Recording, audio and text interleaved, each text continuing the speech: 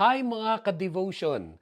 Ang Bible reading at focus po natin para sa araw na ito ay hango sa pagbabasa ng James chapter 1 verse 1 to 8. Kung saan ang sabi, and I read, James, a servant of God and of the Lord Jesus Christ, to the 12 tribes scattered among the nations. Greetings. Consider it pure joy, my brothers and sisters, whenever you face trials of many kinds, because you know that the testing of your faith produces perseverance. Let perseverance finish its work, so that you may be mature and complete, not lacking anything. If any of you lacks wisdom, you should ask God, who gives generously to all without finding fault, and it will be given to you. But when you ask, you must believe and not doubt, because the one who doubts is like a wave of the sea, blown and tossed by the wind. That person should not expect to receive anything from the Lord. Such a person is double minded and unstable in all they do. Ang title at focus po ng ating devotional today, Whenever You Face Trials. Dahil yan po ang katotohanan ng buhay. Meron talaga tayong mga nararanasan ng mga trials. Ngunit mula po dito sa ating mga binasa sa araw na ito, umpisa pa lang makikita na natin yung author nito, si James. He is identifying himself as what? As a servant of God and the Lord Jesus Christ, modeling submission. Doon pa lang sa pagbati niya. Yan mo, balikan natin yung James chapter 1 verse 1, kung saan ang sabi, James, a servant of God and of the Lord Jesus Christ. Dahil bilang mga mananampalatayang Kristiyano, kung si James nung panahon na yun, minomodel niya yung submission, tayo rin, maging sa panahon na to, at sa pagharap natin ng ating mga trials, doon tayo nanggagaling, na tayo ay nagsasubmit sa ating Panginoong Hesus Kristo. And he also shows in the first verse nito yung realidad ng mga mananampalataya noon na siya rin namang realidad ng mga mananampalataya ngayon. Dahil sabi sa the James chapter 1 verse 1, to the 12 tribes scattered among the nations, greetings. So ito, yung audience nung kanyang isinulat, nung kanyang mga sinasabi, ay mga mananampalatayang nagkalat sa iba't ibang panig ng mundo nung panahon niya, na lahat yun hindi naging exempted sa trials. And that's a reminder to us as well. Whether ikaw ay nasa Pilipinas, o nasa Canada, nasa Middle East, o saan mang bahagi ng mundo, kahit saan ka naroroon, magkaka-trials. Yung mga taong naroroon, may trials. Yung mga Kristiyano na nandoon, yung mga nagsiserve, yung mga nagli-lead sa ministry na nandoon, nakakaranas ng trials. Irregardless of location. Minsan kasi naiisip natin, siguro mas maganda pag nandoon ako. Siguro mas masarap ang buhay ng mga naroroon. Siguro yung mga kilala ko, kamag-anak ko, kaibigan ko, ka-church ko na nakapag-migrate na doon sa ganung bansa, wala masyadong trials yun. Hindi totoo yun.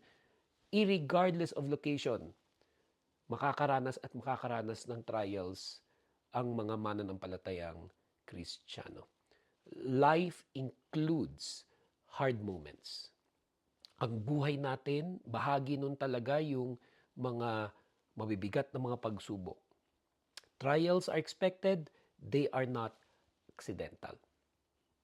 May pinagkaiba lang, at dapat may pinagkaiba, ang born-again Christian pag nakakaranas siya ng trials na sa ating relasyon kay Hesus Kristo, sa mga nagdi-disciple din kasi sa atin, sa mga natututunan natin sa church, sa mga worship services, Bible studies, trainings, and so on. This results sa nagkakaroon tayo ng ibang perspective concerning trials.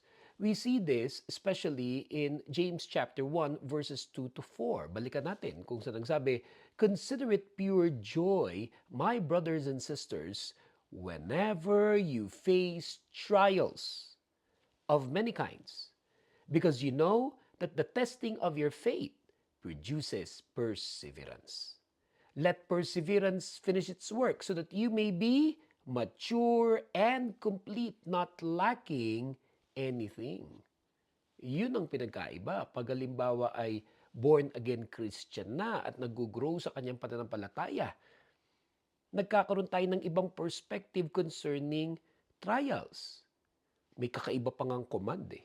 Kakaiba talaga yung command. Kasi ang command sa atin, count it pure joy when you face various trials. Yung hindi born again Christian, yung hindi mananampalataya, ang hirap siguro isipin paano yun magagawa. Nakakaranas ka na nga ng trials pero kinukonsider mo pa rin ito na you're counting it pure joy kasi yun yung iniutos sa atin. At bakit nga ba yun ang inuutos sa atin pag may ganyang klaseng mga trials? Kasi may purpose si Lord eh. Pinapakita dyan na ay hindi lang ako nakakaranas ng trials. Ito na yung nagiging perspective natin. Hindi na lang ako basta nakakaranas ng trials for no reason. May purpose si Lord. Yan. Dahil ang sabi doon, yung the testing of your faith builds perseverance or endurance. May makikita kang born again Christian, nagsiserve sa ministry, nagli-lead, o baka pa nga pastor pa. Sabi siguro nung iba, grabe, ang tibay niya. Ang tibay niya. Paano niya nagagawa yun? Na nakakapaglingkod siya, na nakakapagpaawit siya, nakakapag-preach siya. Nagagawa niya ministry niya, pero ang dami niyang pinagdadaanan.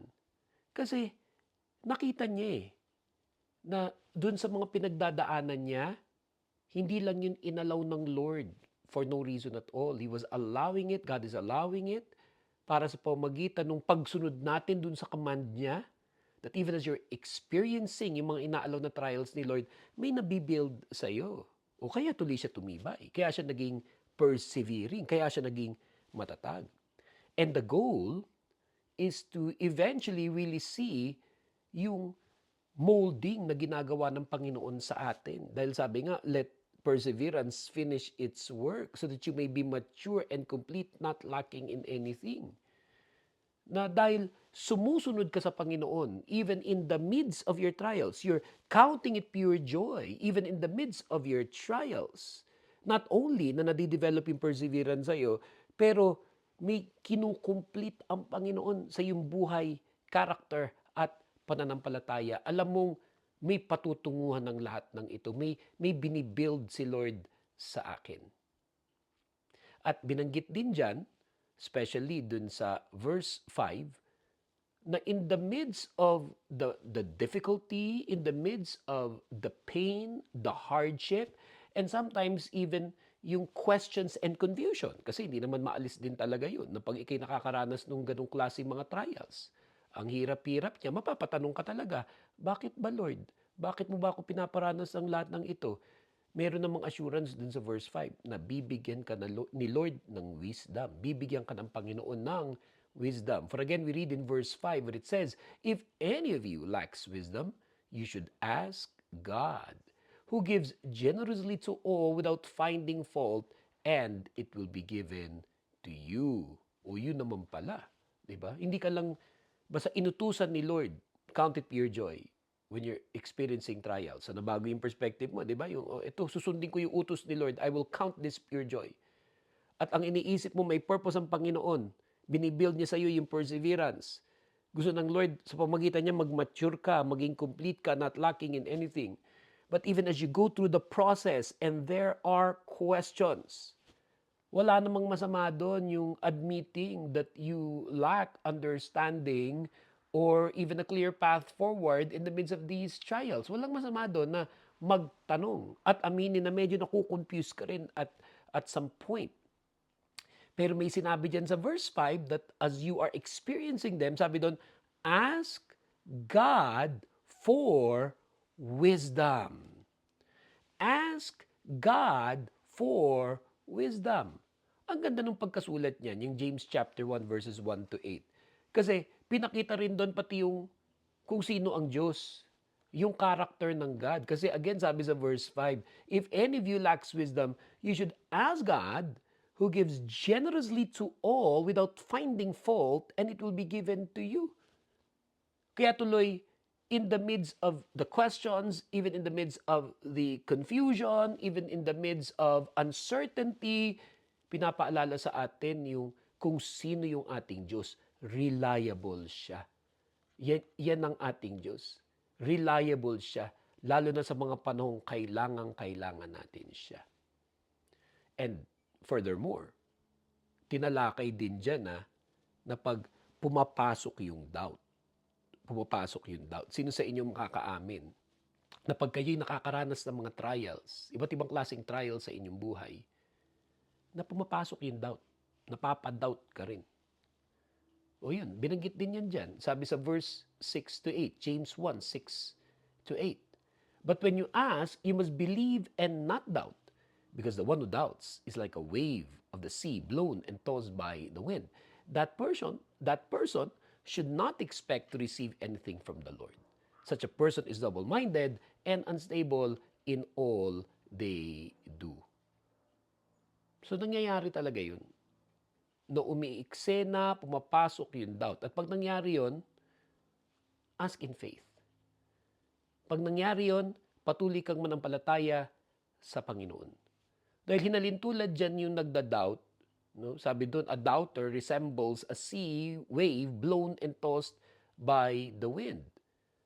At mahirap talaga yung maging double-minded, yung maging unstable sa ating pananampalataya at paninindigan na tutugon ng Panginoon sa panahon na ikay lubos na nangangailangan. Nag-i-exist talaga. Gagamitin ng devil yung mga doubts na yan para ma-weaken yung ating faith. Kaya pag nararamdaman mo yon, yung nagda-doubt ka in the midst of your trials, be reminded of these verses, yung James 1 verse 1 to 8, na you can ask God.